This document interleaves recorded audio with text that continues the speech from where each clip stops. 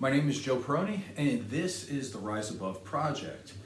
And for today, I want to talk about how to rise above two types of self-inflicted emotional wounds. But first, I want to tell you a short little story, and after I tell you the story, we're going to put that to the side, and then I'm going to bring it back sometime during the show.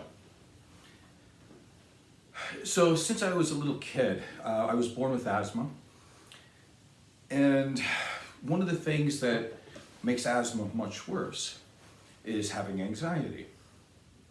So one of the things that my parents were told to do is to get a fish tank.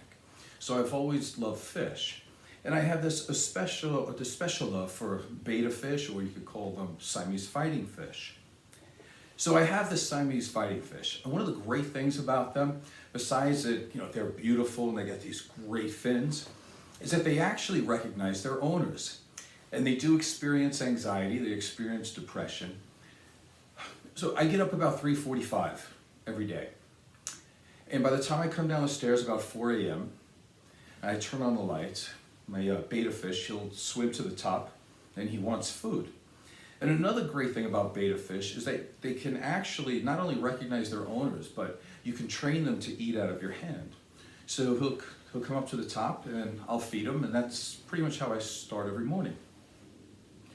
But I've been noticing the last few days that he has been having great difficulty and then having no chance at all at swimming to the top to be able to get any food. And so what I did was I lowered the water down a little bit, actually half, and he still couldn't get up to the top, so I knew what was going on. And I took a good look at him, and he was doing this thing called pine coning. And you don't have to know what that is right now, but let's just say it's, it's the end stage, it's fatal. So this is what I decided to do the other day.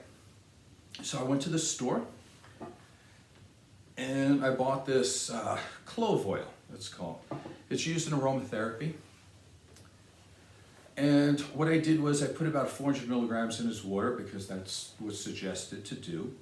And it anesthetizes him. So obviously he feels no pain, he just goes to sleep. When he goes to sleep, his gills are still moving. So once that happens, you add a little bit more of the clove oil to the water, and it euthanizes him.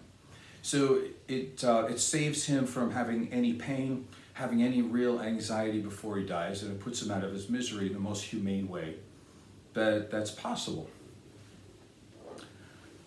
So that's what I had to do the other day. So let's just take that story, and then we're going to move it to the side. So let's start the real part of the show. So I want to talk about two types of self-inflicted emotional wounds. And I want to be very direct here because this can be very difficult and very wordy. So I'm going to try to be direct. So here's the first one. Number one, an unwillingness to acknowledge, to attend, or to take action on your own feelings, emotions, and needs. Now, what does this lead to? Most likely, it's going to lead to anger. It's going to lead to resentment because you're not taking care of yourself, and you probably expect other people to take care of you, yet they don't know what your needs or your feelings really are. It also has been shown to lead to a lot of physical symptoms. And I don't mean just regular easy symptoms. I'm talking diseases like heart disease, and I'm talking tumors, cancers, things like this. And also when you're not acknowledging yourself as a human being with your feelings and emotions, this is the start of codependency.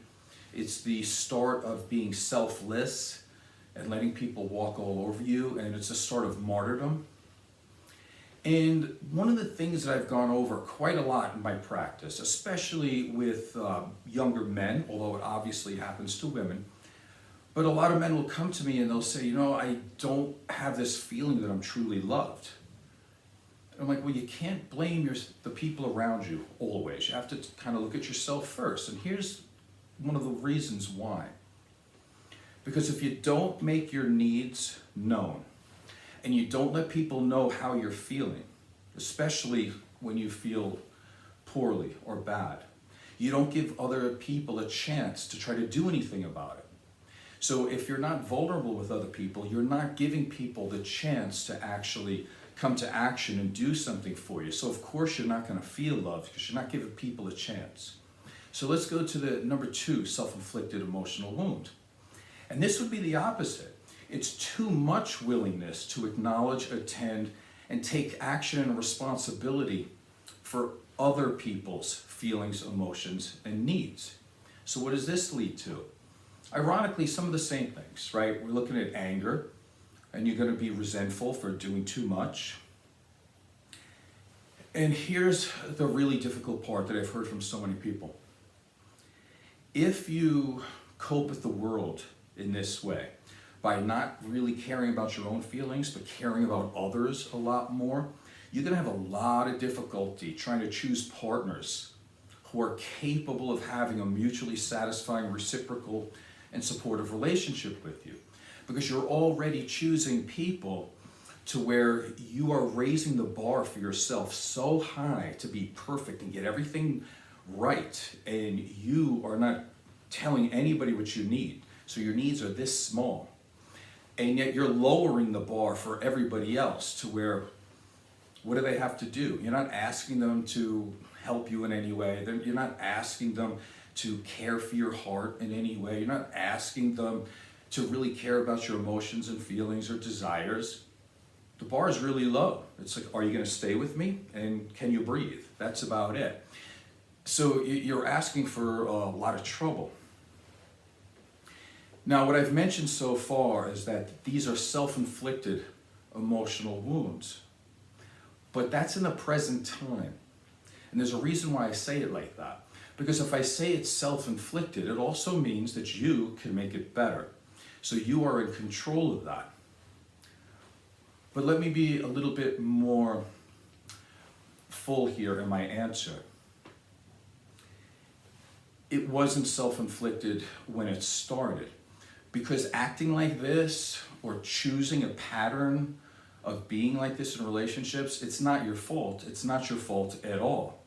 But here's the issue for today. You didn't break it, but you're the one who's got to fix it because you're the only one who can. So we need to take a look at this because these emotional wounds and how you react to them, it's part of your programming. So we need to start asking these questions like, how did it become a coping skill for you? What led it to be that way? Why do you feel the way you do? Why do you feel like your emotions and feelings don't matter? Why are you being overly responsible for other people?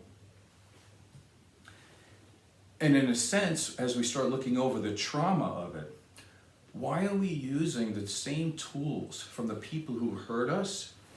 We continue to do that to us. Because if people around you when you were young didn't care about your boundaries, didn't care about your emotions and feelings, why are you going into adulthood not caring about your boundaries or your emotions and feelings? So let's take a look at this. I wrote out a definition, my definition here, and it's kind of wordy. So if you want to stop the video a couple of times, you can do that to go back over, because if you really want to, and you want to get over this type of thing, if this is your issue, I would write down these words because it's very, very important. So here's why it's not your fault.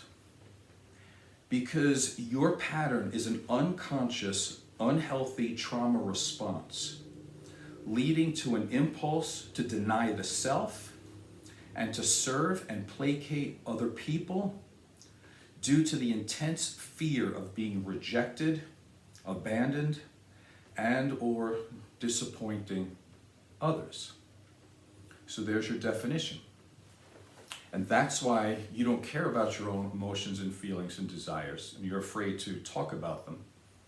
And yet everybody else's is elevated. So Dr. Horney in 1945 wrote an amazing book, and she had a lot to say on this. And she's so amazing that what I want to do is I want to read a little bit of it so I don't mess it up at all. Before we start, I want to say back in 1945, they did not use certain terms. They didn't talk about complex PTSD, but that is what she's talking about. She used the term basic anxiety and neurosis, which you hear anxiety a lot today, but you don't hear the term neurosis much. So why we act in these ways? According to Dr. Horney, I think that's how you pronounce it. She says basic anxiety and therefore neurosis could result from a variety of situations, including direct or indirect domination, indifference, erratic behavior in the caregivers, lack of respect for the child's individual needs, lack of real guidance, disparaging attitudes towards the child, too much admiration or the absence of it, a lack of reliable warmth in the caregivers, having to take sides in parental disagreements, too much or too little responsibility, overprotection of the child, isolation from other children, injustice, discrimination, unkept promises, hostile atmosphere, and so on and so on and so on. So all of these situations, and plus a lot more, are what causes these type of childhood wounds, to where a child will grow up and say, my feelings don't matter, I need to manage the caregivers around me for many reasons. Now, the reasons she gives here are pretty egregious. I think we can all say that. I mean, what she left out was, some sexual abuse, physical abuse, but that's all in there too. But I want to show you also that it doesn't have to be that egregious.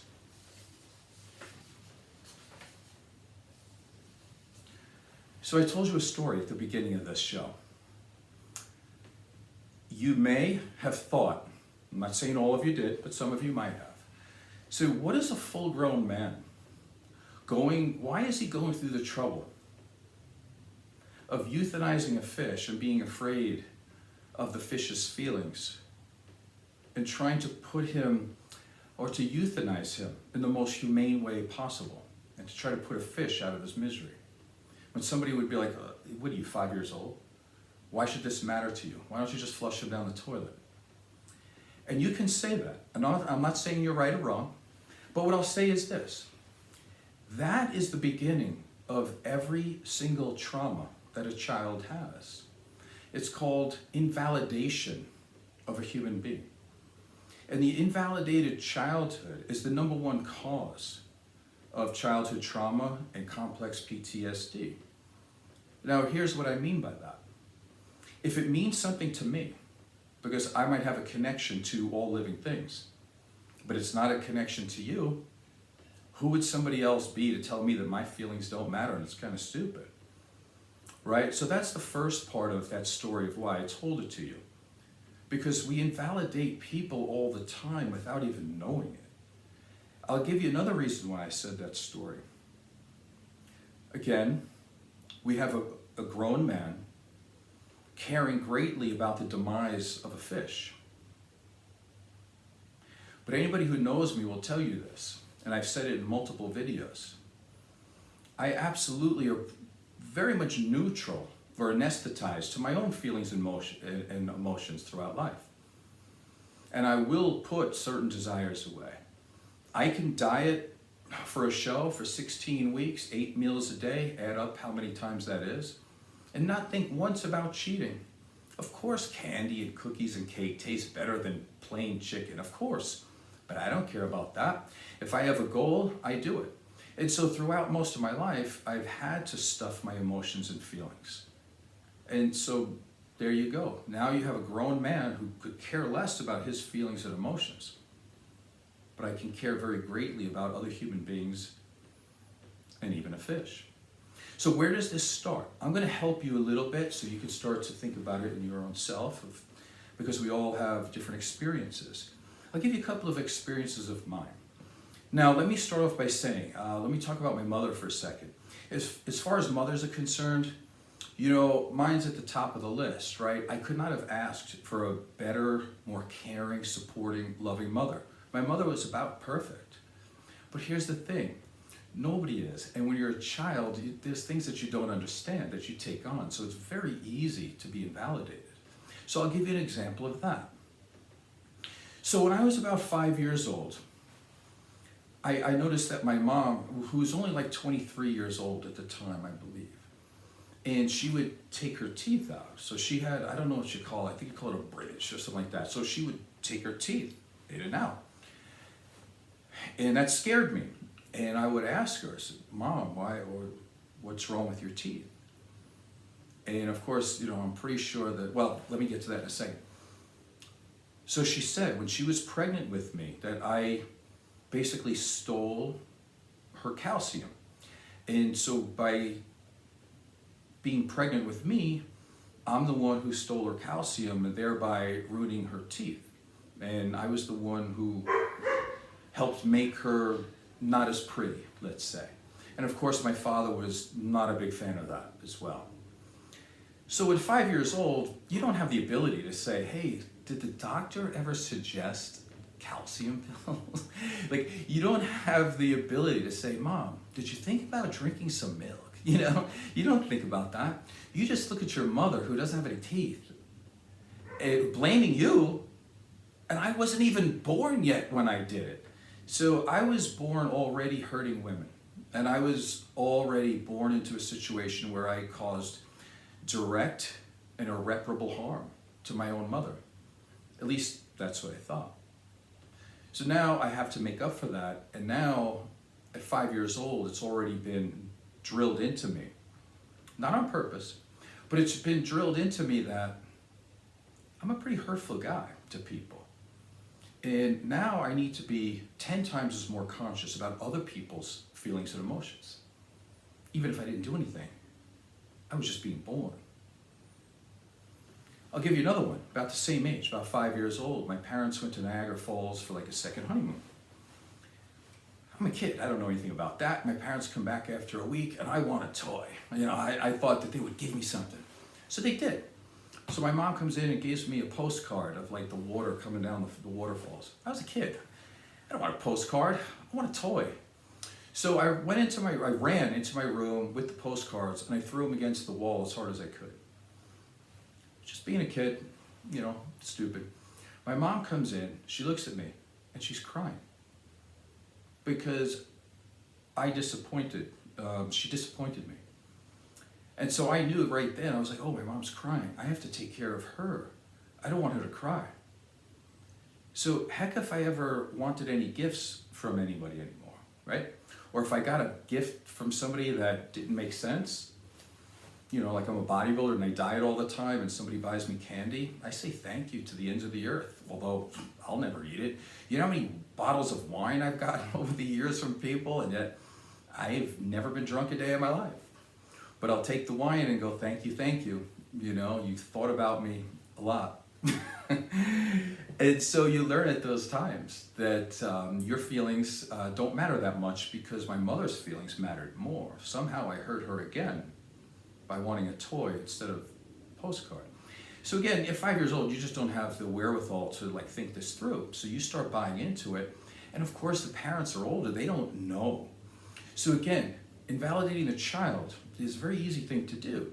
So the next time you see a very little kid and some boy has 10,000 army men, but he can't find one because he buried it in the dirt somewhere and he's crying over it, when you say it's no big deal, it is a big deal.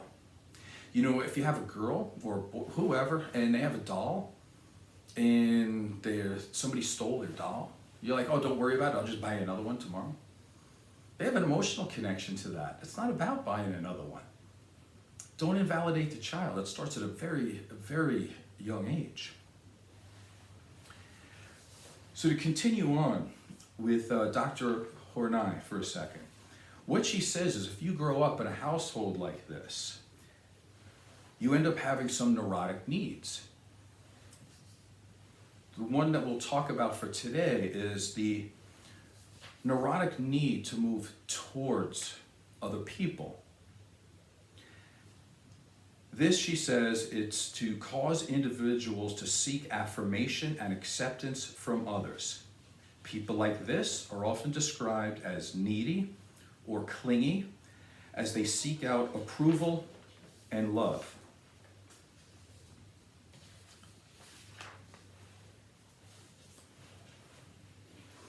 So as you see, that is kind of a toxic brew to be going through your whole life. To never expect anything from other people because you don't want to disappoint them. But yet the number one thing is to hold up the relationship or the emotional attachment. And so it causes you to not actually put any boundaries on anybody else. So what are we going to do with this? So we need to move to a solution, because what has happened has happened.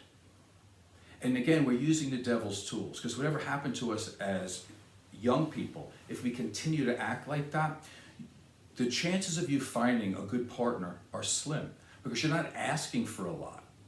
And you deserve to ask for something. You deserve to have somebody care about your emotions and feelings and your desires and your dreams. So, number one, you have to be honest about your emotions and feelings. That starts with you. You're allowed to feel those. Once you're honest and hear about yourself, then try it out on somebody that you might think might be worthy. Let them hold your heart. Be a little vulnerable. Give them a chance. Because if they take your heart and they make a fist, that's good too, because then you know that they're not worthy. You can move on. You know, that makes sense, right?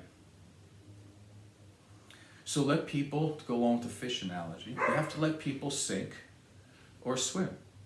But you have to be emotionally available. You have to let people know how you feel and what you want. And I would also say, allow others to be more responsible for themselves. You're going to have to put that childhood trauma response away, that you are responsible for everybody's emotions and feelings. Now, I'm not saying say anything you want to try to hurt people, do bad things to people. I'm not saying any of that. But we're all adults here. And it's not your job to be somebody's parent, and it's not your job to basically pick a child to be with in a relationship, which is what you do if you're fully responsible for their emotions and feelings and you're not expecting anything back from them. So real quick, again in this show, it's about overcoming self-inflicted emotional wounds. First one, not acknowledging your emotions and feelings. And number two, being overly responsible for everybody else. So let's do what Buddha said, put it in the middle way. Right down the middle. You can care about people, you can love people, you can do things for people, but don't do it all and don't enable people. And then on the other side, don't be clingy, don't be needy, don't expect them to make you happy. But you do deserve some good things. You do deserve people to care about your emotions and feelings, and you certainly are worthy to have somebody listen to your dreams and actually support them as well. So I hope you enjoyed today's show. I'm Joe Peroni. This is the Rise Above Project. Hopefully you can subscribe and tell a friend. Thank you.